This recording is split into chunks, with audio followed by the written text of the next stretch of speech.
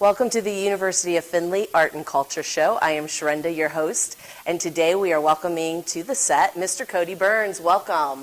Thank you for having me. So glad to be here. We are so excited to have you here on campus. You have an amazing story, and I want to jump right into it because we want to take all the time we can to hear from you your journey, because you've had a miraculous journey. So tell us about life before, because you have a before, a middle, and a continuation. And we all do, but yours has very specific chapters in it. So let's start with the beginning, or the before. Okay, yeah. Well, and then, of course, as you said, my name is Cody Byrns, and it's very interesting that my last name is pronounced Burns, because you're going to find out I'm a burn survivor of third and fourth degree burns, and so my response to that is, God has a sense of humor, and if you don't believe me, go to Walmart. But anyhow, my backstory is I'm from Indiana, southern Indiana, now live in Tampa, Florida, and so I've been there for probably going on 7 years now. But my childhood was amazing, growing up with a wonderful family, and at a very young age, my family took me to the circus, and I fell in love with all the performance arts, the clowns in particular, and then the jugglers. And as soon as I left the circus, I told my mom and dad, I said, I want to learn how to juggle. And so they went to a local magic shop, and they bought me 3 juggling balls, and I would quickly begin to teach myself how to juggle. And then, voila. That evolved into a profession. It did. You were making really good money, yes, going around and doing shows that were where you were able to have a positive message with the juggling, teaching littles how to juggle, teens how to juggle. But I mean, it was just an amazing career. You were doing what you loved, and you were getting paid for it. Absolutely. And it was the best time of my life, because I didn't come from a circus family, so it was something that I only dreamed of doing. But then years later, I would get to step foot on a large theater in San Francisco, California, perform in front of the elite of California, and it was just so much fun. I'm thinking, wow, my dream has finally come true. And you were in your 20s. Yes, yeah. So you started learning at a younger age. You had the support of the family, but then that evolved into teenage and young 20s that you had arrived. Yes. And then there was the day that you were obeying all the traffic laws. You were stopped at a red light with a vehicle in front of you, and the driver behind you changed your life. Yes. And what happened? Yeah, so during that time, I was actually, as you had mentioned, traveling the world, doing all these things, speaking at conferences, camps, fulfilling that dream that I always had. But at the same time of juggling and doing all these things, my purpose was always to bring hope, bring smiles to people's faces, entertain people, and uplift them. And so life's going great, and then May 31st, 2013, I was stopped at a red light on the highway in southern Indiana, was headed south back to my office, and I was rear-ended by a refrigerator box truck that was going full highway speed. It showed no signs of stopping. And you couldn't go anywhere. Oh, no, I couldn't go anywhere. And so on impact of the box truck hitting my Dodge Durango, that's what I was driving that day, my car blows up into flames. And so immediately when the first responders came to the scene, just by the looks of it, they said, DOA. It's a fatality. They had already called the coroner, and I was pretty well left for dead, burning alive. And for those that are interested, I mean, there's videos and I was getting ready to say, pictures. you actually have a video that someone had taken, and you circle this little pink spot in this just black, charred, in flames vehicle that obviously first responders, the fire department, were in the process of putting all that out. But that hand raises, and at that point they were like, we've got to get him out of here. He's still alive. Yeah, and there's a powerful parallel to that story to everybody in life, because I look at the story now and I find in different ways in which it relates to individuals. And a lot of people, they find themselves at red lights where their entire life as they knew it comes to a complete halt. And everything they had planned, their goals, their ambitions, stop. And they're trapped in difficult circumstances. But that little bit of movement, my hand on the steering wheel, it changed everything for me. And so I always tell people that, what can a little bit of movement do for you and for your situation? And it goes a long way. And it's a message. It is a powerful message. Because what it does a little bit of movement do for you personally in moving a long way, but all of those individuals that were working the response were paying attention. And because they were paying attention, they were able to pick up on the signal. Yes. And that started a ripple effect. And so many times when people are at that stopped light, they don't realize that there are people watching and looking for signals. They want to help. They want to encourage. They want to support. They want to offer the hope. Yes. So, and it was just that little pink hand that they were like, yes, let's move even faster. So that wasn't the end of the story. That stopped light lasted for a couple of years. There was some hope. People responded. But when this happened, you explained that you don't have memory of the next few weeks of your life. Correct. Yeah. So you were really dependent on who knows what. You were gone. It was in everybody else's hands and capabilities of what that stoplight was going to end up evolving into, or was it just going to stay stopped? Yeah, well, I mean, it was a long journey, and I actually don't even remember being at the stoplight. And so everything that I always share is strictly from witnesses, police reports, first responders. And I just remember driving, and then I'm, waking up 3 weeks later out of a coma off of life support. And it was a full coma. Full coma. You didn't hear anything. You couldn't feel touches. I believe they said I could hear, Okay. but my memory. You don't have memory of it. It's very, very little. Which is another gift. Absolutely. Oh Another yeah. gift. Yeah. But I remember coming out of the coma, off of life support, and I remember specifically the voice of my mom. And my whole family was there, and I'm very, very blessed that I have an incredible support system. And I remember her words. She told me, she said, Cody, you've been hit by a driver that failed to stop. And, you've been here, life flighted to the burn unit in Indianapolis, Indiana. With 3rd and 4th degree burns over Yes. 40% of your body, correct? Yes, severe burns. And I never knew there was a 4th degree burn. And so what that is it burns through all of your fat cells down to bone and muscle, and in some cases it requires amputation. They actually wanted to amputate 3 of my fingers, and the surgeons told my family if it would have happened 2 years prior, I would have lost my entire left leg. And so thank God that technology is advancing. Yes. But it was very severe. I had also broken vertebrae. I had torn ligaments. I had a blood infection in the unit. I had a lot of hurdles. My oxygen levels dropped very low a couple different times. And so it was a long haul. But during that time, my mom's telling me all these things. And I'll never forget her, because she told me, she said, Cody, your recovery is not going to be an easy journey. But no matter what, do not lose sight of your vision. Your worldwide mission has just began. And those words still stick with me to this day. Sure. And as a speaker and all that I get to do, I am simply doing what my mom did. Because we all need that reminder to not lose sight of what matters the most. Because we all find ourselves at moments where life is knocking us down. But we need those people. And there are people, just as you were saying earlier with the first responder, there's people out there that want to love on you, encourage you, support you, and help you get to that next level. And there's people at the next light, at the next turn, bend. They're already placed there. Absolutely. We just get to continue the journey until we connect with them. Yes. And that's the beauty of it. It is. So from this and from the multiple surgeries you had, one of the things that the medical personnel did seriously consider was taking your fingers, and that's where your family stepped in because they knew your passion, they knew your love. They were like, he may not have total dexterity, but is there any way you can save those fingers? And they really took that request seriously. They did. And of course, I kind of make jokes about it now because, they're like, my family says to the surgeons, do whatever you can to save his fingers. The guy juggles. And of course, you can imagine the surgeon's face. They're like, he juggles, really? Yeah, that's nice. Yeah, that's cute. God love him. Family get-togethers, Christmas. Yeah. So, they was able to save them. My fingers don't have the mobility that they used to, but I sure as heck have learned to adapt and make the most of what I can do. And, with my juggling skills, I can't do some of the tricks that I used to.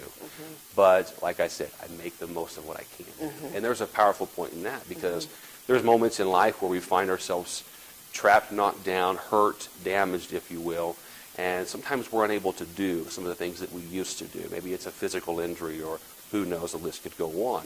But it's all a matter of making the most of what you can do. Because in the end, that's what sticks out the most. Yes, that's what's going to touch people. And so the juggling, years ago I was passionate. I was juggling 8 hoops at once, doing all these things. And I could still catching them. Oh, yeah, catching them. I've seen video of you catching them with your head and wearing them like a necklace. And all kinds of crazy stuff. But, and I could still do very well, considering. But well, and ironically, you still juggle with fire. I do. What's wrong with me? For some people, that's a trigger. They're like, wait a minute, that hurt you. Why are you playing with that? But it's a trained skill. It is a trained skill. And it's a respect. It is a respect, and you kind of have to, you just get used to, you get comfortable, and, I've been juggling fire since I was 12 years old. Yeah. And so, I didn't burn myself juggling fire. It was the semi. Yeah. So, yeah. But it's where people are when they're sitting there watching. Oh, yeah, they can feel the heat. Uh-huh. And I have to really be careful because I'm allergic to fire. Some people may get that. It's morbid, folks. I have a morbid sense of humor. But it's got you to where you're at today. You better believe it. So in addition to surviving, you're not just surviving. Mm-hmm. With your message, you've had the opportunity to write a book that became a #1 bestseller. Correct. And it is entitled Scar Release. So this again tells your story, mm-hmm. but it also walks someone through if they have emotional, mental, physical scars themselves. Absolutely. And that was the big goal with this, is that at the end of the day, I know people, they enjoy the story, but everyone has a story. And so how can I utilize this story to reach people directly where they are? And, like you'd share with the physical scars, there's also those emotional scars. Mm-hmm. And if those emotional scars aren't properly dealt with, they can limit us in how we move forward in life. Mm-hmm. And I always use the comparison with my scars. A lot of my scars and my injuries can be hidden depending on the clothes that I'm wearing. Mm-hmm. But people don't know what lies underneath. Mm-hmm. They don't know the story. And there's a lot of people in today's world, they have hidden scars, and they learn to hide them well. But yet those scars, they can still affect them from day to day if they allow them to. And so the whole purpose of this book is really getting to the core of what the problem is, breaking free of the troubles so that we can move and function in our life the way that we were called to. Wonderful. I can't wait to read it. I hope you enjoy it. I will. I know I will. So we've talked about you as an author. We've talked about you as a motivational speaker and a juggler. And I know that when we were preparing for this interview, I'd asked, would you be willing to do a little juggling for us? I'm going to put you on the spot. Would you also be willing to show the audience your hands? Of course. So that they can see where you are with your dexterity and what they look like and what it has taken to get to the skill level where you're at now, again. Yes. Yeah, it has been a long, long journey. I guess I should kind of also explain. I was in the burn unit for 2.5 months. Mm-hmm. And then I had to go to a rehab center where I was in there full time, and I had to relearn to walk. Mm-hmm. I had to relearn to use my hands, all the basics. I was in that for 6 weeks. Then I had to do additional, almost 2 years of nonstop occupational and physical therapy, just trying to get to a place where I could be independent again. Because some of those burns, you had to have transplanted skin. You had multiple surgeries. Yes, so many. And with every surgery, there's more therapy, mm-hmm. and trying to adapt to the new scar tissue. Mm-hmm. And scar tissue is a pickle to deal with. It's not fun. But obviously, too, being a professional juggler and doing all these things, it was vitally important that I try to get the most elasticity or mobility that I could out of my hands so that I can somewhat function and so do those things. PT and OT really worked. Incredible. With all the therapies to get you the maximum. Absolutely. So could you hold your hands up to this camera here? So I have here, and this is actually, so they wanted to amputate this pinky here. It's kind of stuck in that position. I can't straighten it. It's just kind of there. And then I have these 2 fingers here, and they're kind of stuck just like that. I can't make a full fist. And so they've actually fused this one where it has somewhat of a bend. I've had multiple surgeries on this one, so it's a little gimped up. But, I've had to adapt. So this is my grip from my left hand, and there's my right. So, I make the most of what I can do with what I have. So let's see some of Oh, this. goodness. All right. I'm going to take off this here so I can... Now move this out of the way All right. here.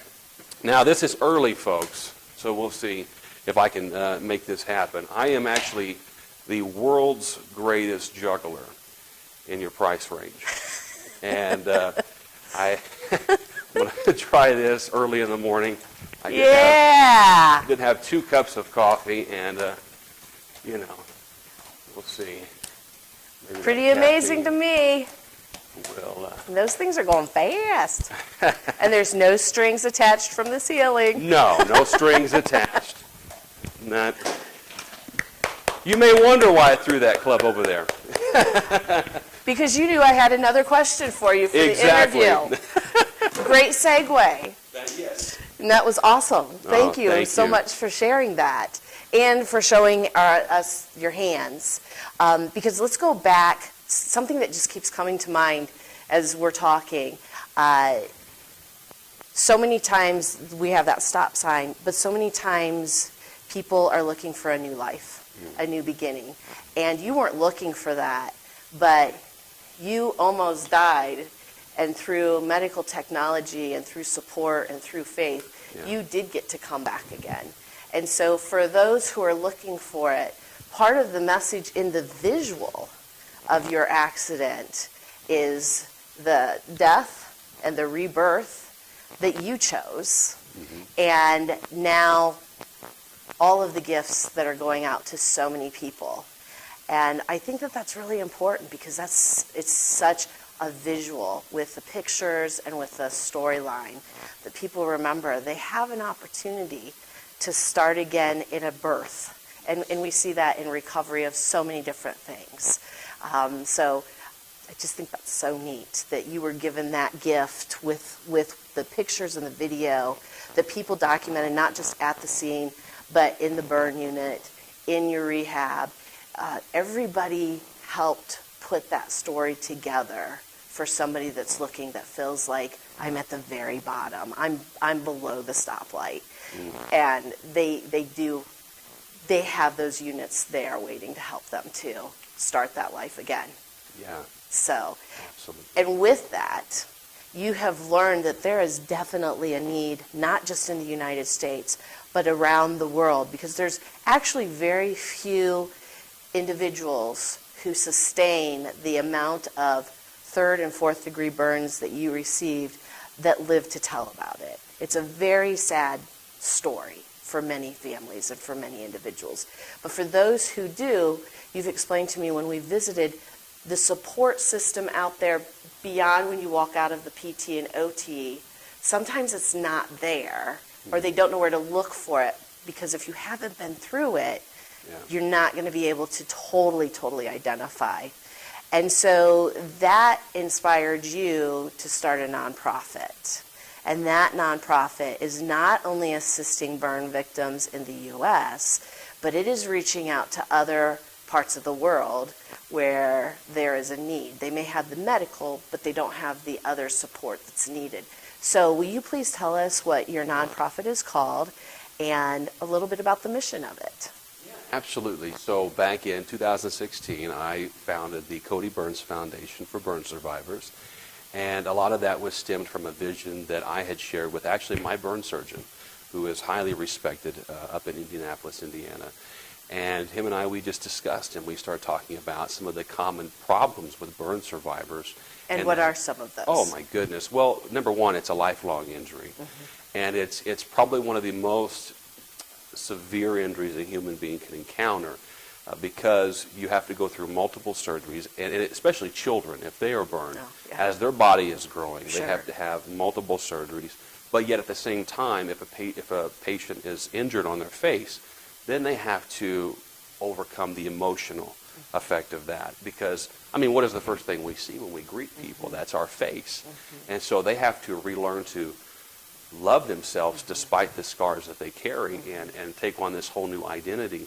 And so that emotional component is so vital that we need to address it. And so we have this foundation where we fund other survivors to be able to go to conferences, young adult conferences or adult conferences. Maybe they don't have the funds to do that. If they don't, then my foundation steps in.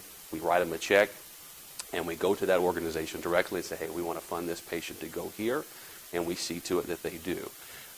Like just last year, there was a little girl, 90% of her body was burned. And, I mean, scars, and I believe she was 12 years old.